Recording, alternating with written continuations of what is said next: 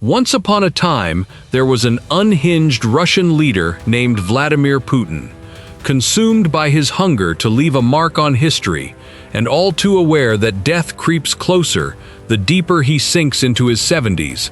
That man launched an invasion. It did not go well. It still isn't going well. As payment for his madness, his enemy unleashed drones that fly deep into Russia and destroy everything in their path. For 40 days and 40 nights, the drones flew. Russia took a beating, 100 targets wiped out in a month, and change of pure hell. And that unhinged leader was just read the best bedtime story he's ever heard. He hated every word of it. I approved a 40-day influence operation for the service against the aggressor state aimed at compelling it to end the war. Ukrainian President Volodymyr Zelensky announced on June 25th. The campaign had one clear purpose: pressure Putin into ending the war. That pressure would come as drones, launched by the hundreds, striking key sites across Russia, the occupied territories, and the front lines. The goal was simple: make Russia feel the pain of the war it started. Hit it hard enough with 40 days of firepower that Putin would have no choice but to sit down at the negotiating table. That 40-day campaign is over now, and even though it hasn't achieved its headline goal, something we'll come back to, it delivered on nearly everything else Zelensky promised. Thousands of Russian targets destroyed. The final numbers are in, and they read like the worst bedtime story Putin has ever been told. Over the course of the campaign, Ukraine carried out more than 100 strikes on strategic targets inside Russia and the occupied territories. The variety was staggering. Oil refineries, as always, took hits, only this time harder than ever before. Ukrainian drones paid visits to airbases, air defense systems, warships, tankers, logistics hubs, and military-industrial plants. Strikes landed far and wide, records fell, and Shadow Fleet tankers went to the bottom of the waters around Crimea. On the front lines and just behind them, the picture got even worse for Russia. Ukrainian drones destroyed more than 21,000 targets across the front and killed nearly 5,000 Russian soldiers in 40 days, a kill rate of 125 a day, with far more left wounded. Equipment losses kept pace with the body count. We'll save some specifics for the highlights coming up, but United 24 Media offers plenty to start with. 124 artillery systems destroyed during the Blitz. Russia lost 63 armored vehicles, 24 tanks, and 22 multiple launch rocket systems. 14 Russian aircraft and helicopters went down to drone fire, along with 40 of the air defense systems that were supposed to be stopping all of this in the first place. And when it came to Russia's own drones, Ukraine fought fire with fire more effectively than Putin ever imagined possible. By campaign's end, more than 11,000 Russian drones and ground robots had been reduced to scrap, along with 712 of the crews operating them. It must have felt like an unending onslaught for Russia, like hacking away at a hydra's heads. Knock one drone down, 2 more take its place. But we mentioned highlights, so let's walk through some of the standout moments from these 40 brutal days. We start in Omsk. Tucked deep in Siberia, this city was supposed to sit far beyond the reach of Ukrainian drones, more than 2,500 kilometers from Ukraine, safely out of range, the perfect home for one of Russia's largest oil refineries. You can probably guess what happened next. Ukraine hit Omsk anyway. The refinery, long considered untouchable, took heavy damage. Photos from the scene showed fire and smoke pouring out of the facility.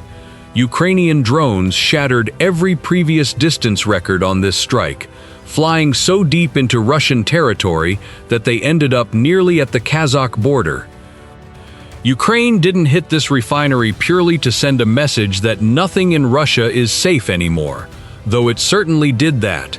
The Omsk facility is enormous, one of Russia's largest, with an annual refining capacity of 21 million metric tons of crude oil. It also happens to specialize in the fuels, lubricants, and petrochemicals that keep the Russian military running in Ukraine. This wasn't a symbolic strike, it was a strategic one. Before the campaign began, Omsk was one of only 2 of Russia's 10 largest refineries that Ukrainian drones hadn't yet reached. Not anymore. Which brings us to highlight number 2. Every single one of Russia's 11 largest oil refineries has now been struck by a Ukrainian drone. Ukraine tracked down the last 2 of the top 10, hit both, and then added a bonus target for good measure. United 24 Media broke the story on July 7th, noting that Omsk was the final name Ukraine needed to check off that list. The others had already been hit throughout 2026 and during this specific campaign. Kirishi, processing up to 21 million tons annually, has been struck repeatedly. Kostovo, processing 17 million tons a year and producing 4.8 million tons of gasoline, took a hard hit on July 2nd, losing half its production capacity in the process. The 17.1 million tons processed at Ryazan aren't going anywhere either, after a May strike suspended production there. Throughout spring and summer, Ukraine also targeted the Yaroslavl and Volgograd refineries, both in the 15 million ton per year range. Even Moscow's own refinery, supposedly safer than most given its proximity to the capital and its ring of air defenses, was struck twice in June, knocking 12 million tons of refining capacity offline. Rounding out the list, the Bashneft Novwal, Syzran, Perm, and Novokuybishevsk refineries, which together process 37.8 million tons of crude annually. Russian oil is burning at rates nobody's seen before. Refinery strikes aren't new for Ukraine at this point, but this 40-day campaign put a permanent exclamation point on the fact that none of Russia's critical infrastructure is safe anymore. Want more highlights? There's plenty. The campaign hammered Russia's Air Force too, with Ukraine tearing through more than a dozen aircraft. Among the losses, a pair of Su-35 fighters, arguably Russia's best operational jets outside the Su-57, which barely sees combat in Ukraine at all. Ukraine also destroyed a Tu-95MS, yet another hit against Russia's strategic bomber fleet, and several older Soviet-era platforms Russia relies on for glide bomb and missile runs went down too, including Su-24s, Su-30s, and Su-30SMs. Ukraine even took out a pair of L-39 trainer jets, making it that much harder for Russia to prepare new pilots. Aircraft losses came paired with airfield strikes. Belbek, Kanska, Saki, Hvardyiska, Engels, and Bogarovo all took visits from Ukrainian drones, and for many of these bases, it wasn't their first hit, a clear sign of just how thin Russia's air defenses have stretched. That leads naturally into the next highlight. Russian air defense had a brutal 40 days.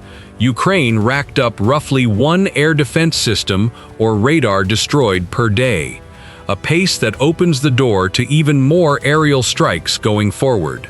Among the kills, a 92 N6E multifunction radar, the kind typically paired with S-400 systems, plus a Nebo-U radar. Russia also lost several Pantsir S-2 and Tor M2 systems to Ukrainian drones, along with a Pol-21 electronic warfare station meant to knock Ukrainian drones off course. There's a delicious irony here. The very weapons Russia depends on to counter Ukraine's drones keep falling to them, exposing just how many of these systems aren't actually built for the job, since they struggle badly against low-altitude drone traffic. The campaign only deepened air defense problems Russia has been wrestling with for a while now. As Ukrainian drone range keeps growing, Russia keeps having to stretch its air defense coverage across more and more territory. Picture Russia's air defenses as an elastic band wrapped around a general's expanding waistline. Eventually, the band snaps, and we're watching that happen in places all over the map now. Huge gaps have opened up. Russia simply doesn't have enough systems to protect every target Ukraine might go after. Moscow is in genuine panic mode, since even the heavily fortified air defense ring around the capital is getting punched through. The Kremlin keeps shuffling systems around to cover priority sites, but that shuffling only opens new gaps elsewhere, both at the front and in the rear, gaps Ukraine keeps exploiting. And now 40 more systems and radars are gone. Putin knows exactly what that means. More Ukrainian drones are going to get through. One more highlight before we move on. Russia's shadow fleet in the waters around Crimea isn't doing well either.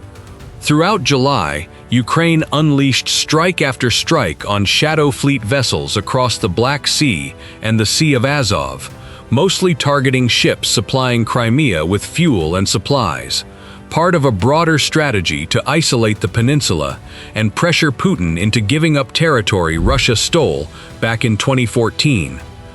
That campaign hasn't slowed down. By July 29th, Euromaidan Press reported Ukraine had struck 201 Russian ships in just 3 weeks. An update from the Defense of Ukraine account on August 6th pushed that number to 236 boats and ships destroyed in July alone, with most strikes carried out from ranges beyond 50 kilometers. Ukraine now claims fire control over the waters surrounding Crimea, and it's hard to argue otherwise. Russia seems powerless to stop these strikes on its own Crimean shipping. What we're left with is an enormous pile of scrapped Russian equipment and a rising toll of dead soldiers. But what did Ukraine actually accomplish with these 40 days? Quick reminder, if you want more breakdowns like this, subscribing and turning on notifications means you won't miss what's coming. Here's what Ukraine actually pulled off in 40 days. It brought the war home to Russia more thoroughly than at almost any point before. This wasn't a scattering of opportunistic strikes. Ukraine planned every part of it, knowing exactly what it would hit, where and when. Every drone launched flew with a purpose, set well before the campaign even began. Ukraine wasn't reacting. It was driving, running a campaign engineered to put maximum pressure on Putin, and that part worked extremely well.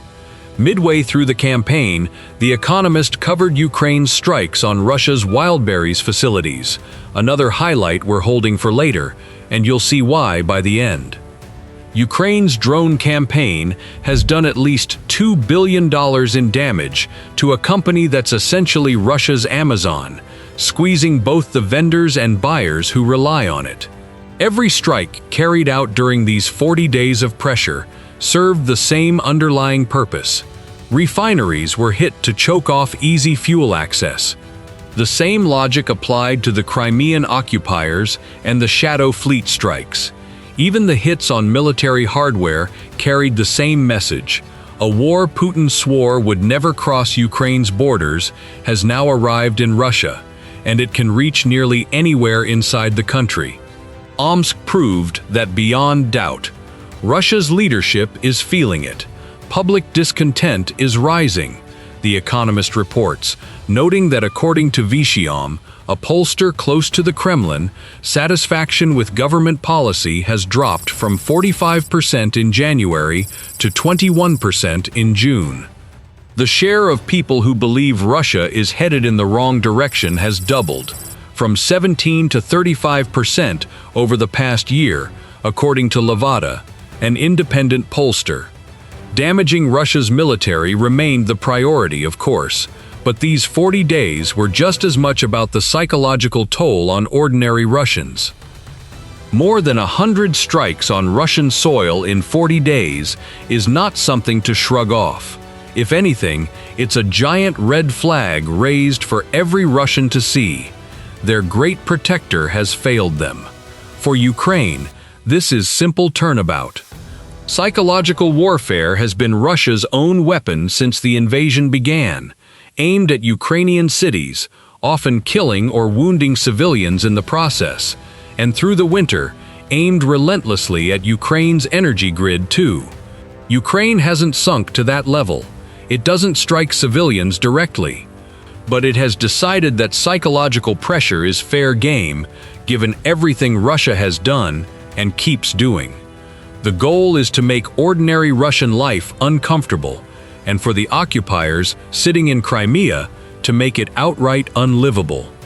There's no better illustration of that than the fuel shortages that have gripped Russia throughout this campaign.